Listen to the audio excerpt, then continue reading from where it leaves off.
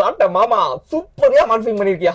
ஆனா ஒன்னே ஒண்ணுதான் பெண்டிங். அந்த எங்க தளபதி இருந்த இடத்துல உங்க அண்ணன் சீமானையும் அந்த புசியானந்தவர்கள் இருந்த இடத்துல உன் பொண்டாட்டியும் போட்டு ஆட வச்சிருந்தீங்கன்னா சும்மா கச்சுன்னு இருந்திருக்கியா. அது மட்டும் தான் மிஸ்ஸிங். என்னையா நாம் தமிழர் கட்சி இப்படி இறங்கிட்டீங்க. ஃபர்ஸ்ட் அவதூறு பரப்புனீங்க, மக்கள் எல்லாம் சேர்ந்து நாம் அவதூறு கட்சின்னு சொல்லிட்டாங்க. அதுக்கப்புறம் ஃபேக் ஐடி கிரியேட் பண்ணி என்னென்னமோ பண்ணீங்க, மக்கள் எல்லாம் சேர்ந்து நாம் ஃபேக் ஐடி கட்சின்னு சொல்லிட்டாங்க. இப்ப என்ன மார்க்கிங் பண்ணிட்டு இருக்கீங்க உட்காந்து. எங்கேயா போயிட்டு உங்க கட்சி? நீ எல்லாம் கட்சியோட மாநில கொள்கை பரப்பு செயலாளரியா? இன்னும் நீ பண்ணி மார்க்கிங் பண்ணி வீடியோ போட்டுக்கிட்டு இருக்க.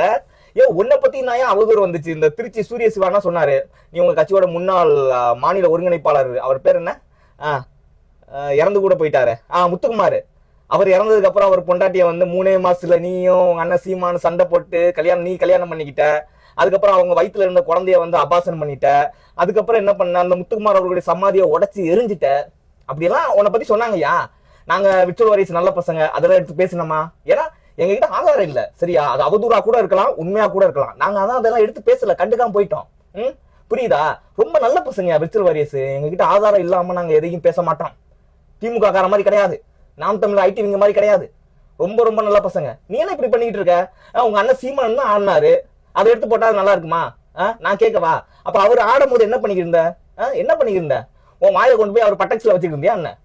என்னையா போயா சாட்ட மஞ்ச பொடியா, என்ன இப்படி இறங்கிட்ட நீ எல்லாம்? நாம் தமிழர் கட்சிக்கு அசிங்கய்யா.